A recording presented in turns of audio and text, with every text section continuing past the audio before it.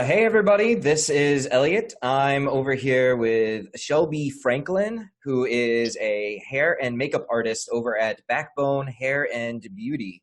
How are you today, Shelby? Oh, I am super comfy. Just sitting in my coffee area, just hanging out with my dog and you. So, There are worse things to do on a rainy Saturday when we have a stay-at-home order. So yeah, you're an independent contractor, right? yes, I am.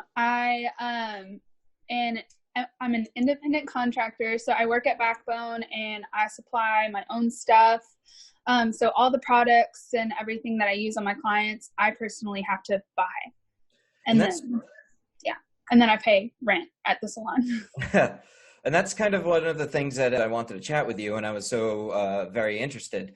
A lot of hairstylists, I know we know a little bit about how it works and how you can rent hairs, or I mean rent chairs over at salons, but I've never taken a deep dive into like really how the industry works, what's going on, especially with something that's so interpersonal as what you do. So quickly, where exactly is the studio located? So we are located downtown Tyler, right next to East Texas Brewing Company and Moss Flower Shop. So we're in between those two buildings, right above uh, Calvary Chapel Church. Okay. And for Mhm. everybody who hasn't been down there, it literally is a very small door between two buildings with stairways going straight up to the studio. You will know when you get it because the couches are shaped odd, and there's usually some musical ambiance that's going. Yes, and you can smell the hair products when you Well, walk in. yeah. So before we really jump into much more about that, what made you get into hair and makeup? So I was actually going to college. I wanted to be a nurse practitioner in the ER. And so I was going to school for that. I realized that it was about 6 to 8 more years of schooling that I was going to Yeah. have to do. And that was a lot. And I think I was just at the moment burnout on school because I had been in school my entire life. And I just really wanted to feel like I had a purpose and feel like I was successful. So I actually decided to go to cosmetology school because I used to love doing my friends' hair and makeup for dances in high school and stuff. And so I was like, well, why not? Let's try it. Let's give it a shot. Yeah. So I started school and I ended up really liking it. And then I just took extra classes to learn more about like new techniques and all that stuff so I could like provide that for my clients. So I noticed on your Facebook page there's a time lapse video of you doing your own hair. How much like I was just speaking to Sam, the tattoo artist, the other day, and he was talking about the sheer amount of extra learning or continued learning that goes into things. Is that the case with hair and makeup as well? Absolutely. Things are changing like every day, like new techniques for similar things like balayage and stuff will come to surface and people will be wanting these new techniques and you to do them on them. So you have to keep educating yourself because the beauty industry just keeps changing and you have to keep up with it or you're going to be left behind. So it's all about like new color lines that come out, new classes, just like continue learning. Like if you think you know everything, that's when you should be scared because you really don't. Like you just need to keep your mind open to like learning new things. So are all of your friends your personal test subjects? Um, it really just depends. Normally, if a hairstylist wants to try a new technique, we'll do a model call.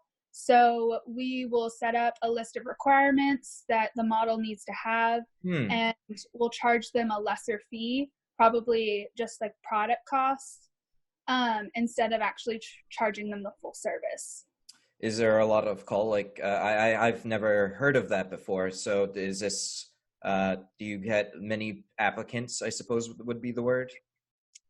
Yes, so I will post it on all my social media pages. I haven't done one in a long time, but if there's any like new contests, like Sam, it wasn't really like a model call because I found a model for this contest, but Pulp Riot was putting together a new contest for their new color collection that came out. It was their Neo Pop collection. And so pretty much you had to create a look with all these new colors.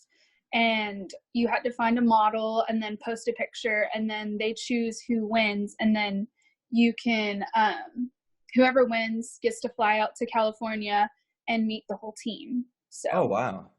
yeah, it's really cool. That sounds like an incredibly, and these are happening constantly? Yes. So Pulp Riot has multiple contests a year. So they will have a winter contest, a fall contest, and then if they release new colors, then they'll have those contests. And then Behind the Chair, which is a really big organization that deals with any like stylist, esthetician, anybody that's behind the chair. They have contests too, and it's called the One Shot Contest. And so they have multiple different categories that you can enter in, and if you win, you get an award, and you get to go on stage, and then you get to perform with the people that work for Behind the Chair on one of their road shows. Oh, wow. Yeah. Oh, that's a lot more involved than I suspect, as I'm used to going in and then they cut my hair and then I leave and then I'm done. I guess I knew even less about like what it means to be a hair or makeup stylist than I thought. Yeah, Which we have like award shows, kind of like the Grammys or the Oscars, and literally hairstylists from all over come and sit like in this room, and it's like these are the nominations like for this category, and then they pick a winner. So oh wow. it's a big thing. Yeah. So before you even got to that, where last we left our heroine, she you graduated cosmetology, and then what happened? I graduated cosmetology, and then I started applying to high-end salons. So I applied to multiple salons all over Tyler, and I eventually got hired at the Parlor, which is located in the Bergfeld Shopping Center. And so I worked there for about 2 years, and then I ended up moving over to Backbone with Okay. my sister-in-law. Oh, okay. Well, that sounds good. So, since you're an independent contractor, does that mean I always ask things on a business level because I always find that to be very interesting. Does that mean you have to take care of your own books, your own finances, cash flow, expenses, things like that? So we luckily have a front desk girl that we have a system called Forest, and she books clients through that system. So if we want to use that system, we can. If we want to use our own system, that's an option too. But we wouldn't be able to get walk-ins if we used a different system other than Forest. So we pretty much Forest has our accounts linked to it. And so when she checks out a client, she can click your name, and then whatever the client pays, it automatically goes into our bank accounts. So we each have different little accounts with I see. Forest. So while you're still keeping track of your own cash flow in a sense, you don't have to worry as much about inventory. It will be updated and provided for you. You just, in a sense, purchase the products or supplies at the time the client pays. So products, we have to look at our schedule and see what clients we have that week. And we have to go to a beauty supply store and stock up on all the color that we need in order to take care of our clients. But like That sounds like checking out and everything. that sounds like a lot of going back and forth. Yes. And I try to keep the full color line in stock so that if I have walk-ins, that I will already have like all the colors needed to possibly do their hair. So. Okay. Then that's fair. Full disclosure, Shelby has cut my hair in the past, and now I'm realizing how easy a client I was when I said, "Hey, kind of like this, but short, please." And all she had to do was pull out the her scissors and just kind of go at it. No colors needed. Nope. Nope. Nope. So Nope. I'm finding this to be very, very interesting. And you mentioned social media, that you make it sound like the hair industry is very like socially involved. How exactly do you get clients beyond just walk-ins? You mentioned before before we started the interview that in order to be accepted at a lot of different salons, you had to have your own clientele. Mm-hmm. So if you don't have your own clientele, you can be a commission stylist. And so that means you only get a percentage of what you charge. So normally commission stylists make around 40% of what they charge plus tips. So that's a good way to help you build your clientele without having to pay the weekly booth rent that most stylists have to pay that have a full clientele. Okay, that makes a lot of sense. So because if you were to move to another salon, many of your clientele, they would be following you. Mm-hmm. So a salon provides you, the hairstylist or independent contractor in this case, a place to work on your clients Mm-hmm. before you move on or settle up someplace else or something to that effect. So it Yeah. is almost identical to building a business. You just happen to be sharing space with many other hairstylists, as it might be. Yes. So we're all our own little business inside of a building. So we pretty much do everything for ourselves.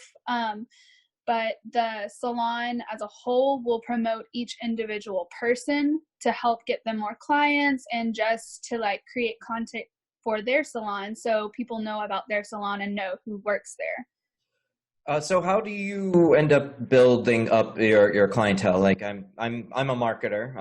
I do lots of online marketing and I geek out about it because I'm a giant dork about these things. So how, and every time I've seen you in the past, oh, it says iPhone. There you are. All right, there we go. All right. And every time in the past that I've seen you, you are very active on Instagram. I've noticed that you're very active on Facebook, and you're constantly messaging people back and forth.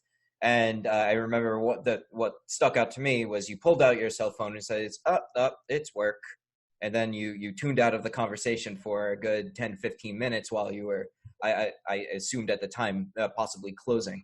How exactly do beyond how does the salon you're working at end up marketing? How do you market yourself? Like what ends up working, and how do you grow or promote yourself beyond entering into contests or clients? What does that aspect look like? So a lot of it is word of mouth. So I try to, when I go out places and like people will come up to me and like be like, "Oh my gosh, I love your hair." I'm like, "Thank you. I'm a hairstylist." And they'll ask me like about where I work and stuff, and I'll tell them a little bit about myself and where I work. And normally they're like, "Oh, I'm gonna message you for an appointment." I was like, "Yes, please do." And so normally I'll give them my business Instagram page or my cell phone number so that they can contact me.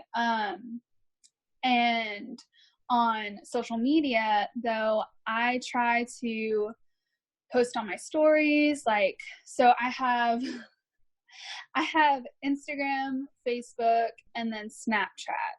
So I will post a story on my Snapchat, and then I'll post to my Instagram as a post and then as a story, and then it also posts to my Facebook as a post and a story. So I have 5 different places that I post pretty much. That sounds exhausting. It is, but once you figure out how to link your Instagram with your Facebook, once you post something on Instagram, it automatically posts to your business page on your Facebook and your story. That's interesting. I know a lot of people use things like Hootsuite, and we call that, and you can actually expound on that, and it's called an IFTTT network. If this, then that. So if you post at one place, it can actually post or repost in 8 other different places, which is a fantastic way to say, if you're a blogger, to syndicate, hey guys, I wrote this brand new thing, and then just blast it across the internet. At one point at the height, as a test, I ended up saying, hey, Testerson, and it went to 57 different websites, including HuffPo and Forbes, because I didn't know that it was actually going to go there, but for a little while I was on HuffPo with something saying Testerson. So if you read that, that's me. So congrats. Oh my God. Well, go big or go home, right? If you're going to embarrass yourself, yeah. It was a very expensive mistake, we'll say. It would take me about a month to build up the capacity to hit the high end ones. But I mean, once you go to entrepreneur.com, don't go back. Absolutely. Never go back. So, well, the next thing I kind of want to talk about is now that we know a bit about, it's for everybody who's watching. I don't know if you can see her. Her dog is just out of view. It says iPhone again. I don't know why. I have it plugged into my computer so it can charge, but I think my computer hasn't like opened up and actually turned on. So I see. So a couple of weeks ago, as everybody watching this already knows, the corona hit. So we had a nice visit from the COVID-19, which has been going around. And one of the main reasons why I'm interviewing everybody is I know it's affected everybody quite a bit. And when we're talking about the economy, to get onto a soapbox for a moment, people often think about the stock market, but one thing that they don't understand is that the stock market is not true value, it's perceived value. So it's how valuable do people think these companies are worth, or not. That's why if there's bad news, we'll see it suddenly drop or suddenly rise, because people perceive that in the future it's going to go down or go up because of that. That's not the same thing as true value, which is to say the economy. Now, I'm going to have a giant asterisk. I do not have a degree in economy, so there are probably some people out there who are twiddling their mustache and writing down all the different things that I'm saying wrong, which is fine. Please send them to me. I would like to know. Please tell me how wrong I am. But the main point that I want to get is that the economy isn't the stock market. The economy is millions of people handing money back and forth between each other over and over and over again. That's why you can have incredibly rich people, but that doesn't mean that they're going to be drivers of the economy. It's going to be kind of like a car. Everything has to be working together. So one of the effects of COVID-19, as I'm sure you know, as we were talking about, a lot of this has been grinding to a halt, especially with a job like yours where you're so very interpersonal. So, iPhone, there you are. So, I was making sure my phone was charging so we didn't lose each other. Okay. So my question to you is, since we're all, you're so interpersonal, what are you doing about it? Are you seeing people at your house? I know that things are, do you go do house visits? How are you protecting yourself? Can you tell me a little bit more of what's happened? So, with whole COVID-19,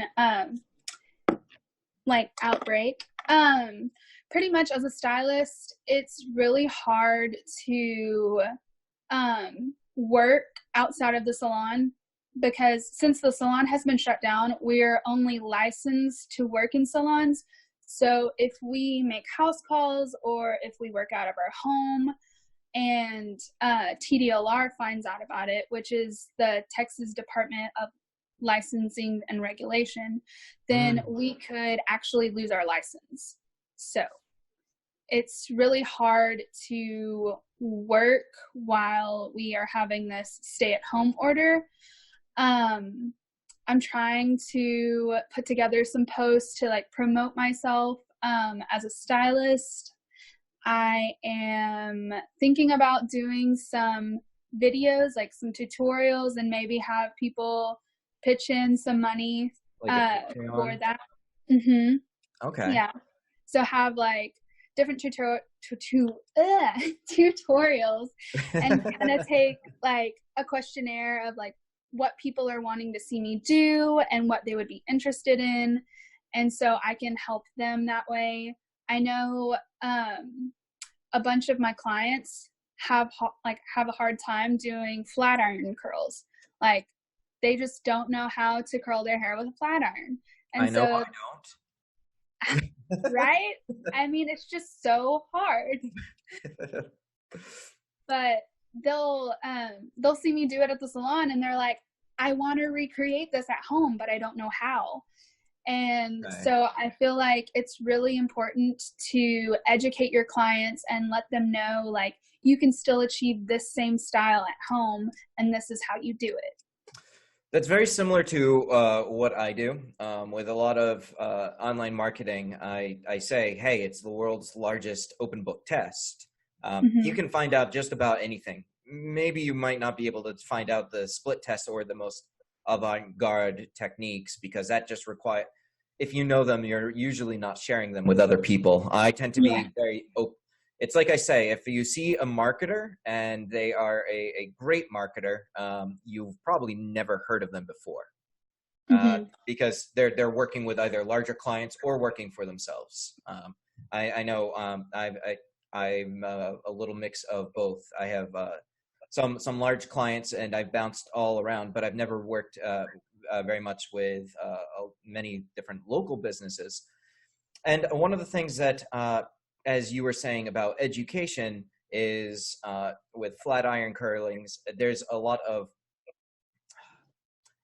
I'm blanking on the word, but it means it's very similar in that it's very easy to do, but it can be very complicated, and a lot of people don't necessarily know how to go about doing it themselves.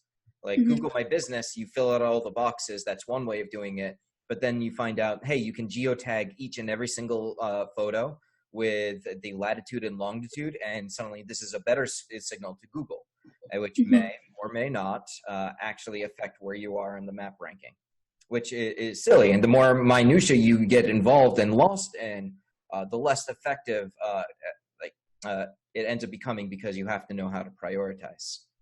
Mm-hmm. So what can we do to help you? Like, what can the rest of the community do to help you right now? You're an I independent guess. contractor. You're go on, please. Oh, no. You go ahead. Sorry. You're an independent contractor. You can't do much of what you normally do because you can't go against TDLR. You don't want to lose your license for when everything clears up, but you can't actually go out to your studio space. You can't work for other people. You can't make house calls. So what is there left for you to do? And then the second question, so what can we do to help support you during this time? So, obviously, I've thought a lot about this because I don't know how long this is going to last. They say we're going to be able to go back to work after April 10th, but they said it might be sooner, it might be later. And so I feel like the world right now is trying to be super optimistic, but I really think everything's going to get pushed further. So I have actually been looking at different job opportunities that I can possibly do at home while like sustaining myself. Right. And so, Nothing but top class ramen for us. right? Literally, my pantry is full of rice and beans. No joke. Oh, wow. But yeah, so it's just really hard, I guess, because you're trying to find different ways to like promote yourself and still make money, but you don't know what to do at this time. It's just really hard. And so like those tutorials I was talking about and like having people like pitch in and pay a certain fee to like see a certain technique, That would really help. And then just still like not doing your own hair at home, because Lord knows when all this is over, we're gonna have to come fix that. But it's not really that bad, is it? what do you mean? No, I guess what I'm fishing for is a kind of horror story. Like how bad have you seen it go? So I've had this one client, she messaged me and she was actually scheduled for this coming week.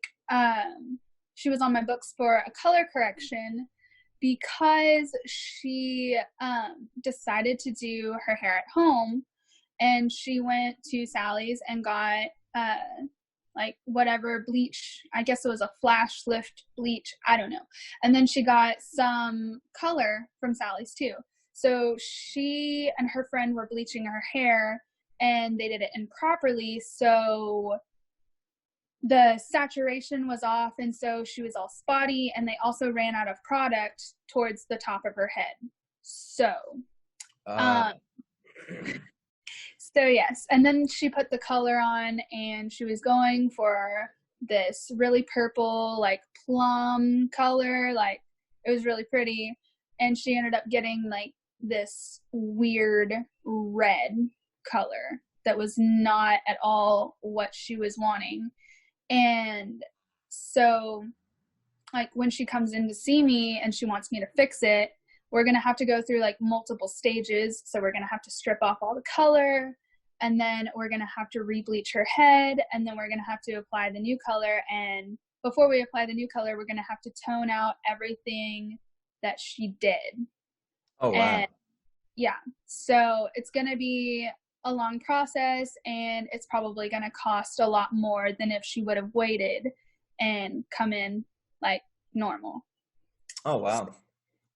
I've not had journeys like this, and I've only ever heard stories. So it's nice to hear directly from somebody who's been on the front lines of the battlefield, we'll say. Yes, I would much rather you come in like a lot later and have me do it properly and like actually do your hair and make it look like what you wanted it to do, instead of you trying to do it at home and then you having to pay the consequences and have me fix it, because it would have been a lot cheaper if you would have just waited. Okay. So as we kind of wind down, I guess this is the part where I say, hey, is there any advice that you want to give, any message you want to give everybody listening? And then after that, I'm going to ask, what kind of advice can only you give because of your personal perspective? Independent contractor, hairstylist, all of that. So what kind of advice? Is there anything you want to tell everybody watching this? I guess on like to all my clients, please do not try to do your own hair. That is my advice to you. Just like, you can still message me and we can book your appointment after April 10th so we can get you on the schedule so that we can get your hair done as soon as possible. But on the whole self-isolation thing, I really recommend everybody listening to what the government is saying and stay at home. Even though you might be young and you're like, I can't get it, I'm not going to die, it's just the older people. That's not fair to like the people who have lower immune systems and the older people. We're trying to protect them by staying home. I actually want to interject there. What you said sounds very, I guess, callous. And I want to say that is exactly the sort of thing that I've heard from other people. I want to say that you saying, hey, I'm not going to, I have heard people say that. And I think just like you do, like it is a very, very small-minded. The joke that I say is Kevin Bacon. Let's protect Kevin Bacon. We're all 6 degrees away from him. Myself, I took a trip. I came back, and I knew I could have been a carrier. And if I was back with my family over in Rhode Island, half my family works in healthcare. I know Mm-hmm. that with my fiance, her grandmother's a head nurse and her mom works at a nursing home. Like Mm-hmm. I know all of these things. People don't realize like it's not going to be you who gets sick. It's not going to even be the second person, but 2 or 3 degrees removed. We are going to end up putting it. In fact, I was called by my brother, and I was planning on flying in for a trip, and my brother says, "Don't put mom and dad at risk like that." And despite Yeah, COVID being such a big part of my life, you're absolutely right. We do put people at risk, and it's not you that we're thinking of. It's not me that we're thinking of. We're thinking of people who have had lung surgeries or collapsed lungs that are prone to illness. absolutely. My I guess my adopted grandfather had surgery in the hospital, and I really want to go see him, but I'm not doing that because I want to protect him. I don't want to bring anything into the hospital that will cause him to get sick or cause him to get this virus. Same thing, I'm not visiting my friend Sarah because she has a really low immune system because her spleen has died, and so she can't fight off this virus. And so it's just protecting the people that you care about. It's if you don't, if you want to go outside and you're like, oh, I don't care if I get it, please care about the people that actually need protection. That's right. If our positions were reversed, you don't want somebody saying, "Hey, I don't have to worry," coming up and licking your doorknob, so to speak. Absolutely. Don't lick my doorknob. I mean, during normal times, fine. Lick as many doorknobs as you want. I know I will. All the doorknobs I want. All 0 doorknobs. Uh, but and you know, it's absolutely true. My grandfather, he's in a Holloway house. He's 93 years old. He came down with double pneumonia at one point, and the unfortunate thing is he is getting better. He is recovering, which is great. But the entire place was on lockdown. None of us could visit him. When you're 93 years old and your family can't visit you, that's so. What I did is I arranged FaceTime, so he's always being visited by somebody. We have it on a nice rotation and schedule to stop by and say hi. Mm-hmm. So Yeah, everybody, so go on. yeah, Go. you can still see your loved ones and like communicate with them, but just like at a safe distance to Yeah. protect them. Yeah, exactly. The COVID tap where you tap each other's foot, except from 6 feet away now. Exactly. So From 6 feet away. throw your shoes at each other. It's safer, or not. Like purchase some Something. hello shoes. Throw Clorox wipes at them. Yeah, Whatever. see, that's nice. It's clean. You're doing them a favor. It's sanitizing. It's good. Exactly. All right, Shelby, unless there's anything else you want to add, I'm going to kind of end this interview here. Any final words for everybody listening? Stay inside, be safe, wash your hands, please. Perfect. So that all of us self-employed people can go back to work and do your hair. That's right. All of us, me included. All of us, even you. All right. Thank you very much, Shelby. And I'll chat with you for a couple minutes after we're done. Have a great day. Bye. You too. Bye.